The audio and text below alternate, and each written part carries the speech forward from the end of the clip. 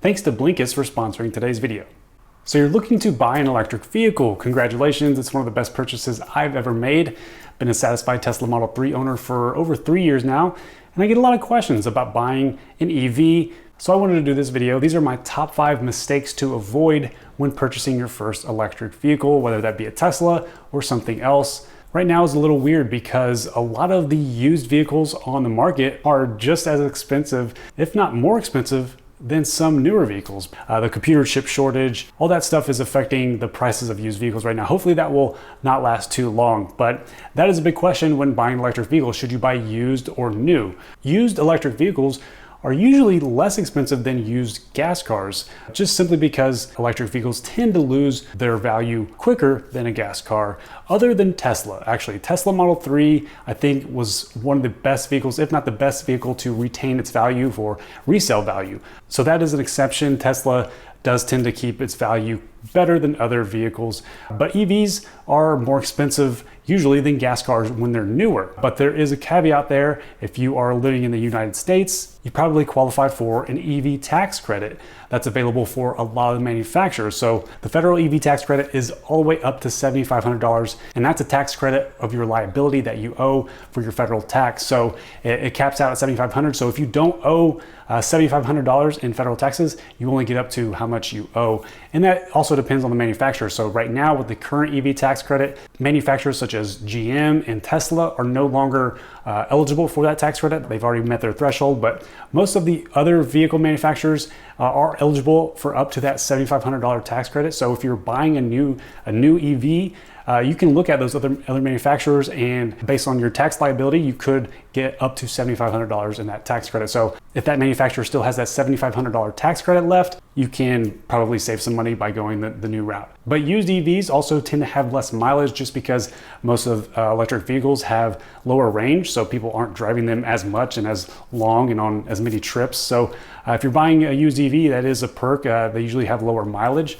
Unfortunately, the tax credit does not apply to used electric vehicles, only new vehicles that are eligible for that. So keep that in mind. Another way to save some money when you're buying an electric car is to check if there are any rebates in your area. So this could be your city or even your state. I know California has a pretty good EV credit if you buy an electric vehicle. So you not only get the federal tax credit for the EV, but you also get a state credit as well. So just do your homework, look up and research your area, your city, your state, even your power company. Power companies sometimes will offer rebates. That's just another thing to keep in mind when you're buying an electric vehicle, used or new. Make sure you check on those rebates at the state and local levels. Another common mistake is not having a charging plan.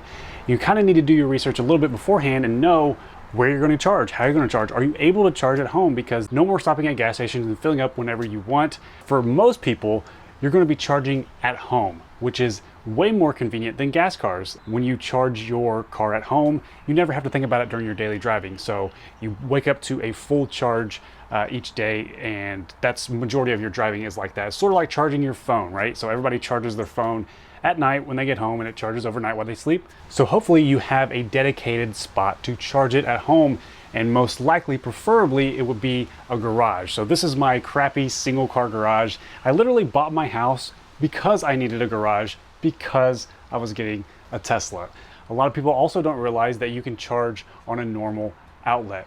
So if you have a garage or a carport, or if you have a driveway that has access to an exterior outlet, those all will work and it will charge your car. So if your normal daily driving is no more than 40, 50 miles a day, you can probably get by with just charging on a normal outlet. It would charge at a rate of about 4 or 5 miles of a range per hour of charge. So let's say I charge on an average of 10 hours overnight, right? That'll give me about 50 miles of charge regained overnight charging on a normal outlet. So if you drive less than 50 miles a day, that will be fine. You don't always have to pay to install to have a faster charger installed at home. If you want to have a higher charging rate, a faster charging rate, the most common solution for most people, if you have a garage, is just have a 220 volt outlet or a NEMA 1450 outlet installed. And that's what I have here in my garage. I paid an electrician to install that. And the car comes with the charging cable, the mobile connector. And I just leave this here at my house. It's plugged into the outlet. Each day when I get home from work, I plug in and it charges overnight. I get up in the morning, I unplug it, hang it back up on the wall here, and I'm on my way. The other option is you can get a Tesla wall connector if you have a Tesla, but for non-Tesla EVs, you're most likely just going to be charging on a 240 volt plug, and that will give you level 2 charging. A normal outlet is called level 1, and a 240 volt or a dryer outlet is commonly referred to as well as level 2 charging at home. Now, if you don't have a dedicated charging spot like a garage or a carport, or a driveway, if you're doing street parking or if you live in an apartment, you'll probably have to rely on other charging methods. So try to ask your job, your place of employment, if you can pay to have a charging outlet installed so you can charge at work while your car is just sitting outside. If you can't charge at work, you'll probably have to rely on public charging stations. So one good thing to do before getting a car to plan for this is to find all the public charging spots near you, so you can use the PlugShare website or the app. It's a free app, and you can just look at your location, at your area, and see all the public charging stations, and it'll show you the slower charging stations. Most likely some of those are free that you can park at. Some will be at parking garages or at certain businesses or destination charges at hotels and stuff like that. But the most popular public charging infrastructure is called DC fast charging, which is level 3, and that's where all those Tesla superchargers come into play. So those are mainly built for road trips. So if you're taking a road trip with your Tesla or any EV, you're going to be looking for DC fast chargers. For non-Teslas, you won't be able to use the supercharger network, but you'll be using other public DC fast chargers through something like Electrify America or ChargePoint. But the good thing is the PlugShare app will show you all the chargers. It'll show you Tesla superchargers, it'll show you other DC fast chargers for non-Tesla vehicles, and it'll show you all the other slower chargers as well. Another thing to look into before buying an electric vehicle is how much your electricity costs at home. So 95% of my charging is done at home overnight while I'm sleeping. So the cost of my electricity plays a big part in how much money I'm saving by going to an electric vehicle. So if you live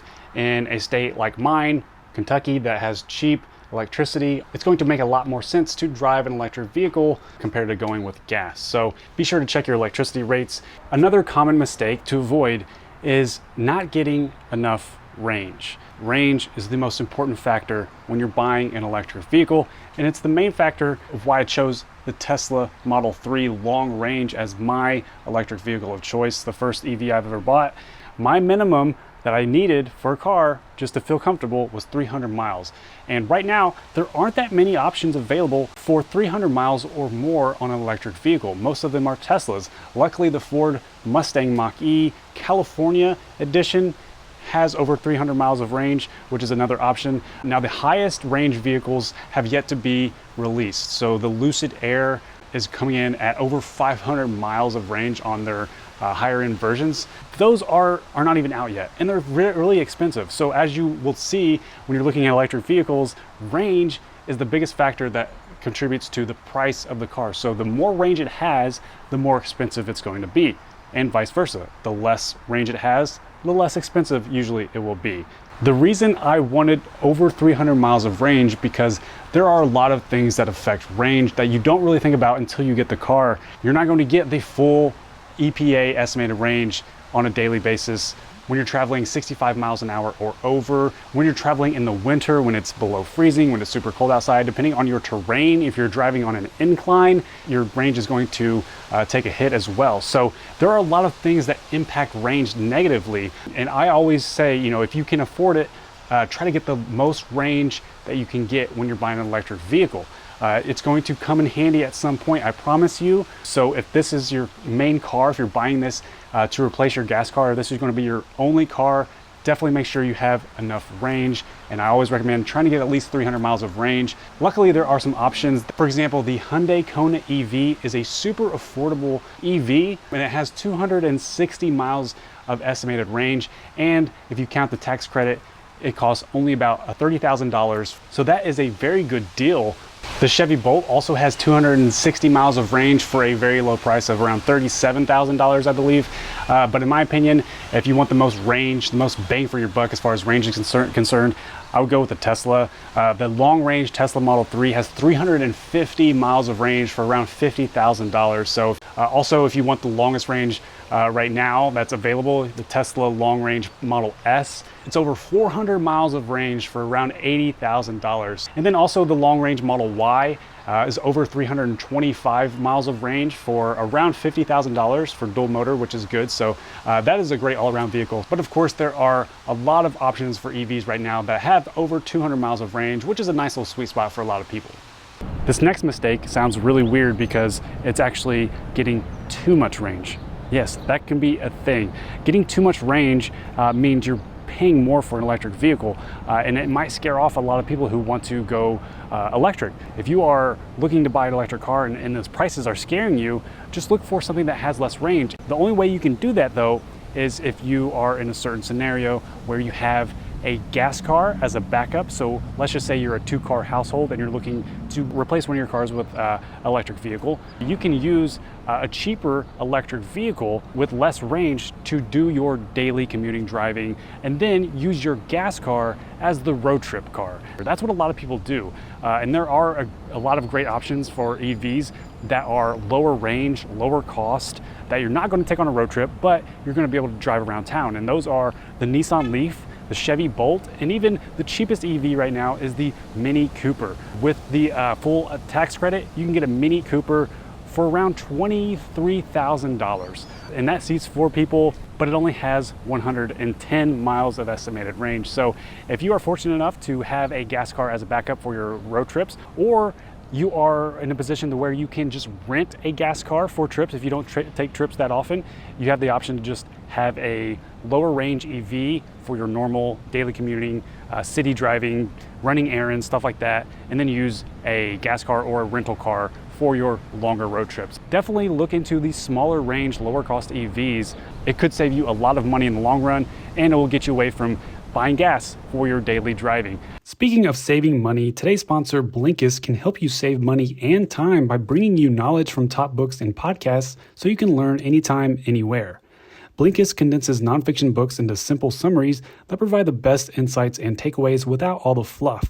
Since I have a full-time job plus my YouTube channel, it's hard to find time to read long books, but most business and self-help books contain unnecessary filler. With Blinkist, you can get the key ideas in just 15 minutes of listening or reading.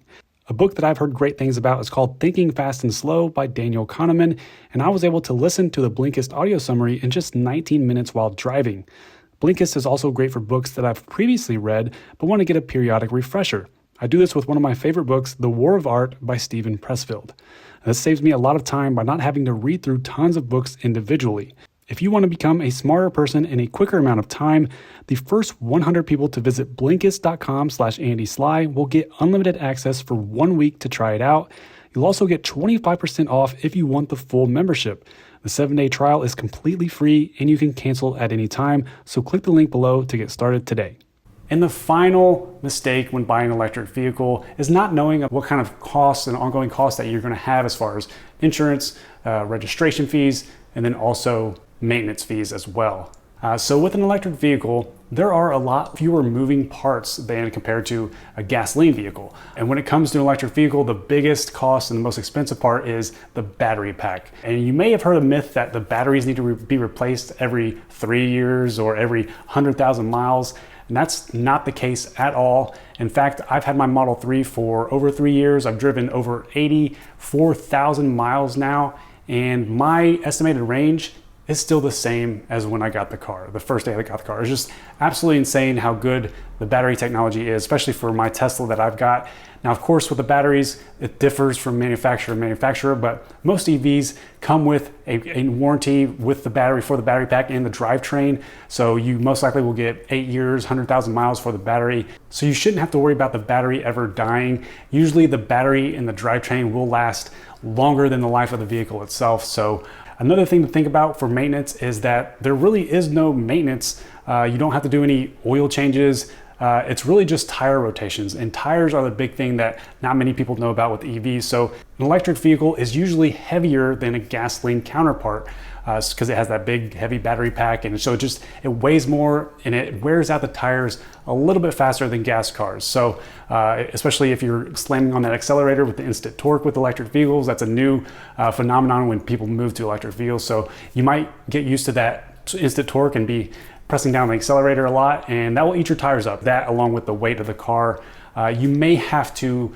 change and replace your tires more frequently than with a gas car. I've actually only replaced my tires once so far at the 40,000 mile mark. However, I am due to replace them again here soon. So about every 40,000 miles, that seems to be what I'm doing on my Model 3. But the good thing with EVs, other than tires, you really don't have anything else to worry about other than your windshield wiper fluid, and that's about it. Another good thing about electric vehicle maintenance compared to gas is the brakes usually last longer. The brake pads usually last way longer because it utilizes regenerative braking. You can drive with one pedal. You don't have to really press the brake, so it comes to a stop without you ever hitting the brake. It's called regen braking, and it's something that all electric vehicles utilize, and it does save on the life of brake pads. So you really don't have to worry about brake pads and replacing those as well. So that's just another advantage. No brake pads, no oil changes, no transmission fluid, just fewer moving parts. The maintenance is way better on an EV usually. But the other thing to consider about ongoing costs is